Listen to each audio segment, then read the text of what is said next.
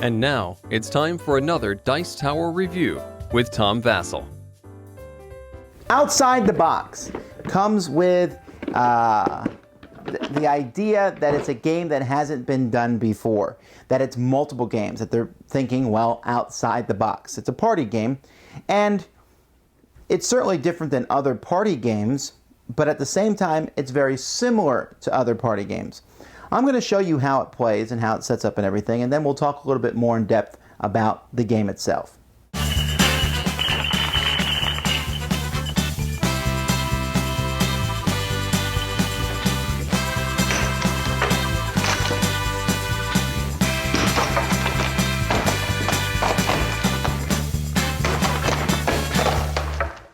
The board for Out of the Box is actually part of the box.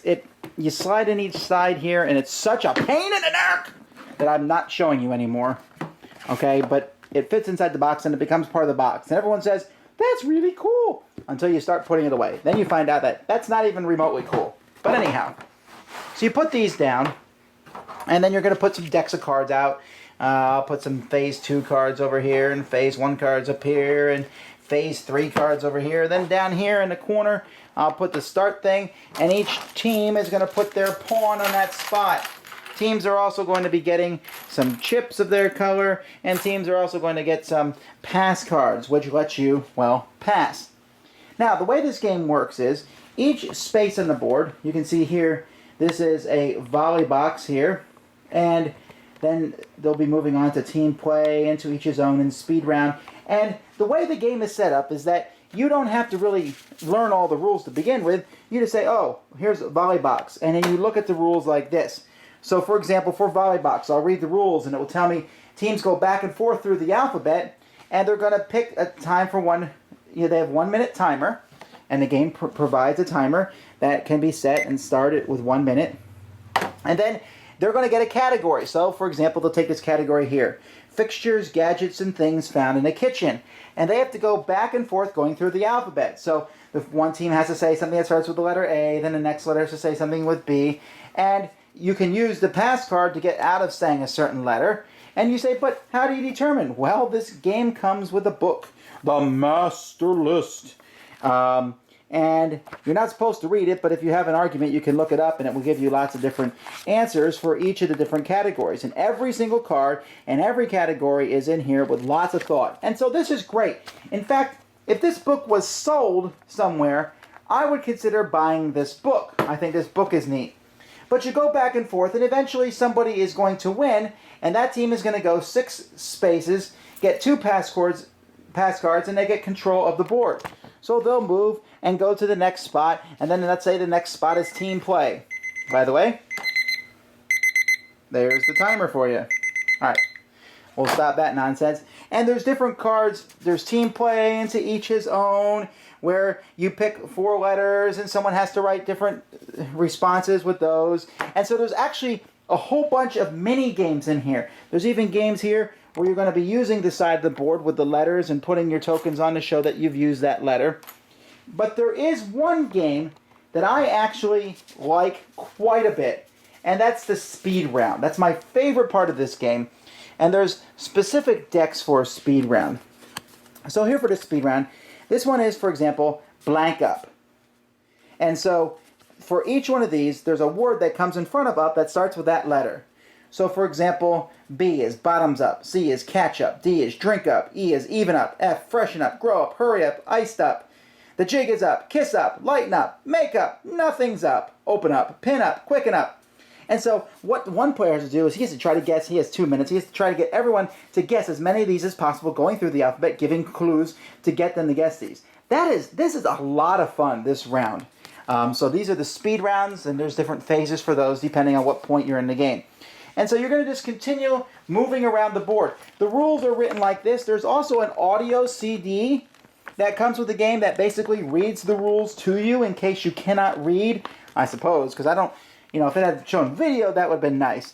But eventually, someone's going to get inside the Phase 3 and be going through the Phase 3 category cards and doing the different games there. And eventually, they'll jump outside the box for the final challenge.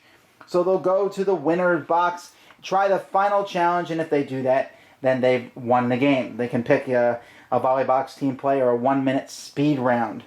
And so you keep going. So what this game basically does, in essence, is it's taking a bunch of party games and putting them together, mostly using the alphabet and guessing things from a certain category. That's kind of what it's all coming down to, and it's outside the box. Alright, outside the box, and you can see I finally did manage to put it back together, but wow, was that a pain.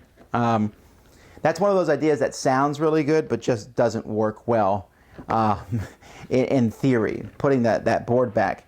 On the back of the box, they have these quotes from people who talked about how much they loved it, and they just had a great time. One guy said he missed his wedding. I sure hope that that's just a joke. But it is fun in many aspects, but it's very similar to categories. It's very similar to other games, and I know they intended that deliberately so that it would take the different games and take different parts of those games and put them in one box. For me, though, it was almost too convoluted, and the whole moving on the board mechanic, that just didn't gel right. Like, if you get it, you get to go forward 6. Well, why 6? Why not 4, 5? And then all those spaces you missed in between, then the next people, it just was a little odd on how far you got to move and such. And there's going to be arguing in the game over, well, does this count for the category or not? And I guess you could look in that book. To me, I'm not going to keep the game, but I am going to keep this book.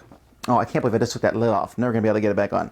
I am going to keep this book, and I'm keeping the speed round cards because that is just cool. They did a really good job putting these together. I'm very impressed with these. You know, like here they have blank ride, airplane ride, bumpy ride, cab ride, Disney World ride, elephant ride, free ride, gonna hitch a ride, horseback ride. It's a neat concept, and I've used these cards with kids, and it's great. Everyone has a really good time with these, and so they did a good job putting these together.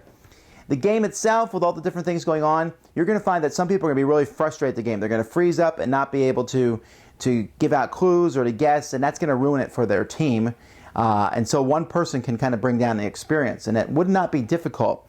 But if you get a bunch of people together who like word games, I can see this one doing well.